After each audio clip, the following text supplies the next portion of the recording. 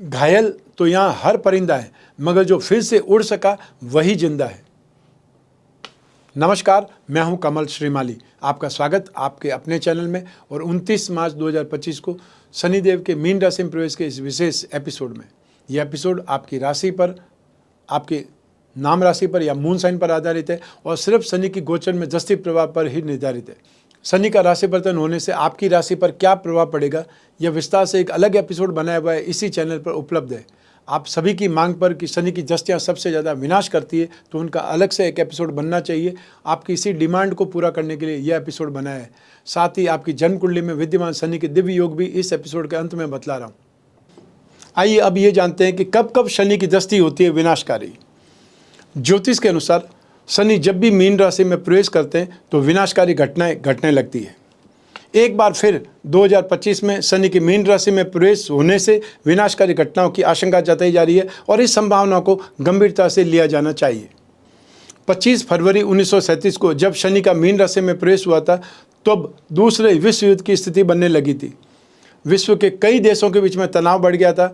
वहीं चीन ने जापान पर हमला कर दिया था। शनि के प्रकोप से 1939 से 1945 के बीच में दूसरा विश्व युद्ध चला था। आइए अब ये जानते हैं कि शनि की दृष्टि कब कब होती है लाभदायक। ज्योतिष शास्त्र में न्याय के देवता शनिदेव की दृष्टि काफ़ी महत्वपूर्ण मानी गई है, काफ़ी कष्टकारी मानी गई है। लेकिन कई बार स्थितियाँ ऐसी भी होती है जब शनि की दृष्टियाँ लाभ ही लाभ देती है। शनिदेव न्याय के देवता माने जाते हैं और इसी के अनुसार भक्तों को फल देते हैं। ज्योतिष शास्त्र में शनि को संतुलन और न्याय का ग्रह माना जाता है। सीमा ग्रह होने के चलते शनिदेव का प्रभाव वहाँ से शुरू होता है जहाँ सूर्य का प्रभाव समाप्त हो जाता है, खत्म हो जाता है। ज्योतिष के अनुसार सभी ग्रहों के पास में एक दृष्टि होती है जिसे सातवीं दृष्टि कहा जाता है। लेकिन मंगल, बृहस्पति और शनि ऐसे ग्रह हैं जिनके पास में अन्य दृष्टियाँ भी है। सातवीं के साथ साथ तीसरी और 10वीं दृष्टि भी शनि के पास में है। ज्योतिष शास्त्र के अनुसार शनि की दृष्टियाँ जिस ग्रह या जिस भाव पर पड़ जाए वहाँ बहुत प्रकार की समस्याएं या परेशानियां, कष्टों का सामना करना पड़ता है। लेकिन कुछ स्थिति ऐसी भी होती है जब शनिदेव की दृष्टि लाभ ही लाभ दिलाती है और एक बार ही किसी भाव पर, ग्रह पर पड़ जाए तो फिर लाभ ही लाभ मिलता चला जाता है। शनि की दृष्टि अपनी राशि पर या उच्च राशि पर हो तो लाभ ही लाभ कराती है। वहीं जब शनि की दृष्टि मेष, कर्क या सिंह राशि पर होती है तब यह लाभकारी मानी जाती है। शनि ग्रह पर जब बृहस्पति की दृष्टि होती है तब यह लाभकारी माने जाते हैं। जब शनि कुंभ राशि में होते हैं तब हर तरह से लाभ कराते हैं। 29 मार्च 2025 की रात्रि को 9:45 से शनि मीन राशि में प्रवेश कर जाएंगे। आपकी कुंभ राशि से फर्स्ट हाउस और नाश भाव 12th हाउस के अधिपति स्वामी स्वयं शनिदेव है और अब गोचर वसात धन संपत्ति भाव में आपकी राशि से सेकंड हाउस में प्रवेश करने से शनि की साढ़े का लास्ट फेज स्टार्ट हो जाएगा। राशि से सेकंड हाउस में गोचर के शनि शुभ फल नहीं देते हैं। इस समय में परिवार में दुख और जीवन साथी के साथ में अलगाव की स्थिति पैदा होने की संभावनाएं बन जाती है। नौकरी, जॉब और फाइनेंशियल सिचुएशन में कई तरह की समस्याओं का सामना करना पड़ सकता है। सेकंड हाउस में शनि का गोचर पारिवारिक जीवन के लिए भी अच्छा नहीं माना जाता। लेकिन जब जब शनि वक्री होंगे अतः 13 जुलाई से लगा करके 28 नवंबर 2025 तक परिवार में कुछ अनस्टेबिलिटी हो सकती है, कुछ असंतुलन हो सकता है, सामंजस्य बिगड़ सकता है और बचत करने में समस्याएं आ सकती है। लेकिन आप खूब मेहनत करके अपनी इच्छाओं की पूर्ति कर पाएंगे और फाइनेंशियल गेन भी प्राप्त कर पाएंगे। इस समय काल में यदि कोई इन्वेस्टमेंट करते हैं तो बहुत संभल करके करने की आवश्यकता होगी। पैसा अटक सकता है या फिर वो पैसा लॉस में बदल सकता है। आपको छटनी के कारण या कामकाज में कमी के चलते जॉब से साइडलाइन किया जा सकता है या सैलरी आपकी कम की जा सकती है। जिन लोगों के विवाह की बातें चल रही है वो बात खटाई में पड़ सकती है। आप शारीरिक दृष्टि से कमज़ोर होने लगेंगे। अपने स्वास्थ्य में बहुत सारी परेशानियों का सामना करना पड़ सकता है। आइए अब बात करें शनि की दृष्टियों के बारे में। सबसे पहले मैं आपको बतला रहा हूँ शनि की तीसरी दृष्टि के बारे में। सुख भाव पर शनि की 3rd दृष्टि होगी। सुख भाव के स्वामी शुक्र हैं तथा शनि और शुक्र परस्पर मित्र हैं, अतः यह स्थिति आपके लिए मिक्स रिजल्ट वाली सिद्ध हो सकती है। 4th हाउस पर सुख भाव पर शनि की दृष्टि माता जी की सेहत के लिए बहुत ज़्यादा सेंसिटिव साबित हो सकती है। उनकी सेहत में अचानक से गिरावट देखने को मिल सकती है और इस फील्ड में, इस साइड में थोड़ी सी भी लापरवाही परिवार के लिए बहुत ज़्यादा तनाव देने वाली सिद्ध हो सकती है।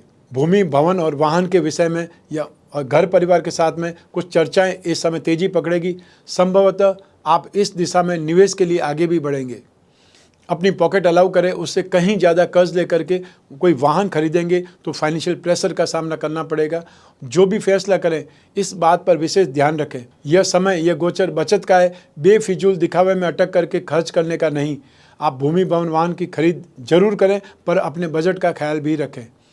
आप इस समय भूमि से संबंधित, ये प्रॉपर्टी से संबंधित कोई डिसीजन लेते समय फार्मिंग लैंड की ओर भी दिलचस्पी दिखा सकते हैं, या आप एग्रीकल्चर लैंड की तरफ जा सकते हैं।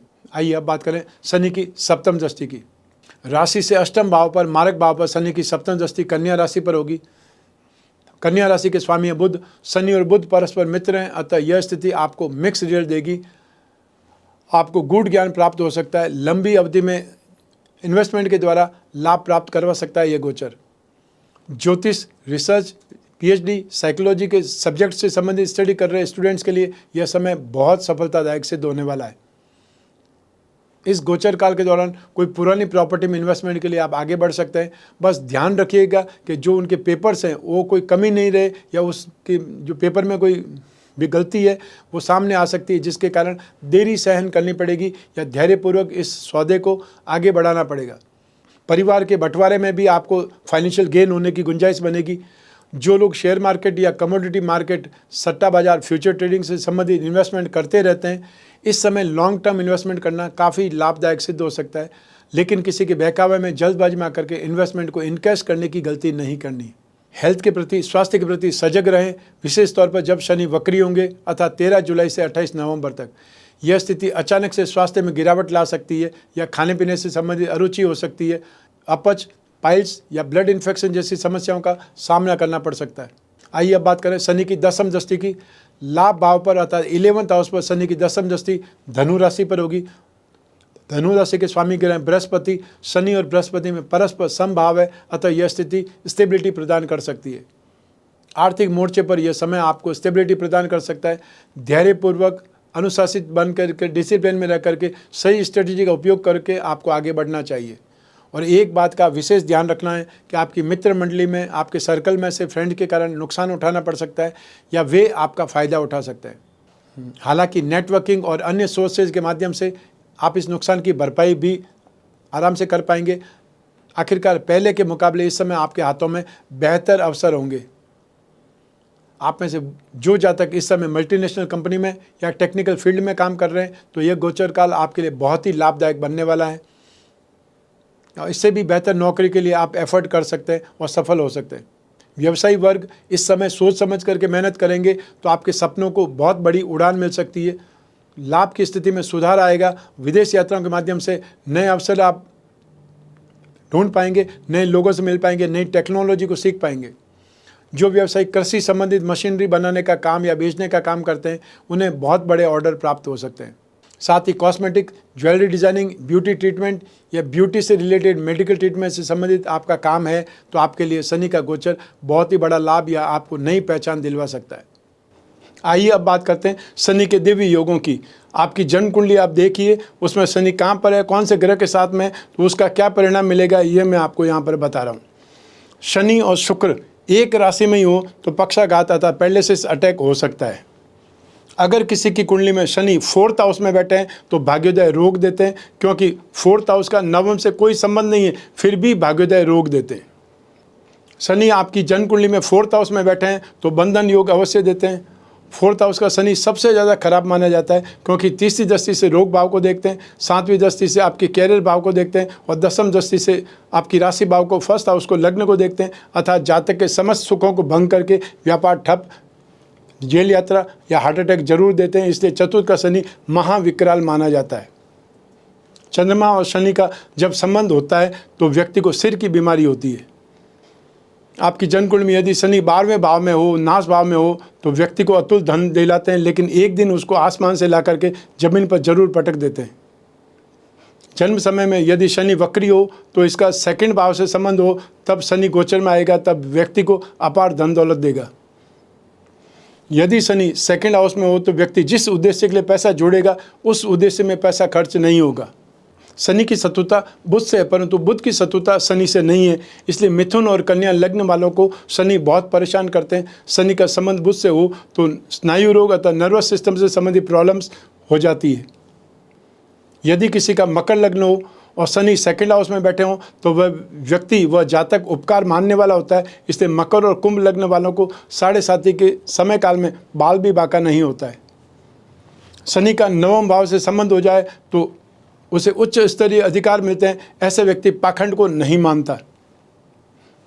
आपकी जन्म कुंडली में अगर 10th हाउस में 10वें भाव में शनि है तो वो आपको अथाह तरक्की देते हैं, परंतु जाते वक्त वहीं ला करके खड़ा कर देते हैं जहाँ से आप चले थे। आपको जब शनि की साढ़ेसाती लगती है तो सबसे पहले ढैया सिर पर होती है, अर्थात व्यक्ति का दिमाग खराब कर देते हैं, जिससे व्यक्ति दुष्कर्मरत हो जाता है, अर्थात गलत कामों में इन्वॉल्व होने लगता है। सेकंड ढैया छाती पर होती है तो शरीर खराब कर देते हैं, बीमारियों से रोगग्रस्त कर देते हैं। और शनि की तीसरी ढैया पैरों पर होती है। इसलिए जातक अगर ईमानदारी से समय का मुकाबला करता रहे तो शनि जाते वक्त उसे पुनः वैभव ऐश्वर्य प्रदान करके जातक को निहाल कर देते हैं। शनि और सूर्य एक ही राशि में हो या एक दूसरे को देखते हो तो इनका 4th हाउस और 10वें से भी संबंध हो तो व्यक्ति को हार्ट प्रॉब्लम जरूर होती है। शनि का संबंध मंगल से हो तो व्यक्ति टेक्निकल हैंड होता है। शनि का संबंध अगर बृहस्पति से हो तो व्यक्ति ज्ञानी, तत्ववेता और खोज करने वाला होता है। वहीं यदि शनि के साथ में शुक्र हो जाए या इन्वॉल्व हो जाए, शनि के साथ युति हो जाए शुक्र की, तो व्यक्ति का जीवन कलहमय हो जाता है। शनि के साथ में राहु हो तो व्यक्ति को दुर्घटना अवश्य होती है, बार बार दुर्घटना होती है। आपकी जन्म कुंडली में अगर 5वें भाव में 5th हाउस में शनि अगर है तो औलाद अवश्य होगी, लेकिन वो भी देर से, और संतान कष्टकारक और रोगी होती है। 8वें भाव में शनि किसी राशि में हो तो बहुत परेशान करते हैं, लेकिन उनकी अपनी राशि नहीं होनी चाहिए, न ही उनका अपना लग्न। 8वें भाव का शनि दीर्घायु योग देते आता है, दीर्घायु देते हैं, लेकिन बीमारी के कारण जीने की इच्छा नहीं रहती, क्योंकि 8वें से शनि 10वें सेकंड हाउस को देखते हैं तो पिता से विचार नहीं मिलते, नौकरी नहीं करते, और नौकरी करते हैं तो बेमन से। 7वीं दृष्टि से परिवार के भाव को देखते हैं, जिससे परिवार में रहने की इच्छा नहीं रहती। 10वीं दृष्टि से 5वें भाव को, शिक्षा और संतान भाव को देखते हैं तो संतान सुख नहीं मिलता, लेकिन पुत्र अवश्य प्राप्त होते हैं। तो आइए अब बात करते हैं शनि के उपायों की। हर राशि को शनि का शुभ फल प्राप्त नहीं होगा और हर राशि को शनि का अशुभ फल मिले ऐसा भी नहीं है। तो आप अपने हाथों से कुछ उपाय कर सकते हैं। सबसे पहला उपाय, अपने हाथों से सार्वजनिक स्थान पर पीपल या वट का वृक्ष जरूर लगाएं, उसकी देखभाल करें, उसे बड़ा करने में सहयोग करें। हर शनिवार को सूर्योदय होने के बाद में 1 घंटे के भीतर भीतर आपको काले रंग की वस्तुओं का जरूरतमंद को दान देना चाहिए।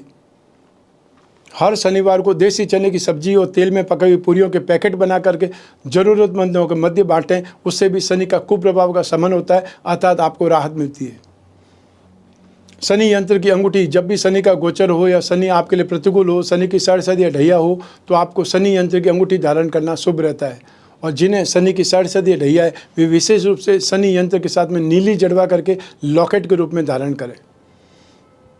शनि पिरामिड या नवग्रह दोष निवारक पिरामिड अपने बेडरूम में, अपने शयन कक्ष में, सोने की जगह के आसपास रखें। इससे माइंड, बॉडी और सोल ये तीनों ट्यूनअप होती है, अर्थात आपको जो डिप्रेसिव थॉट है, नेगेटिविटी है, शारीरिक रोग है, उससे राहत मिलती है। शनि के एकाक्षरी बीज मंत्र का आपको जाप करें, वो है ओम सम शनिश्चराय नमः।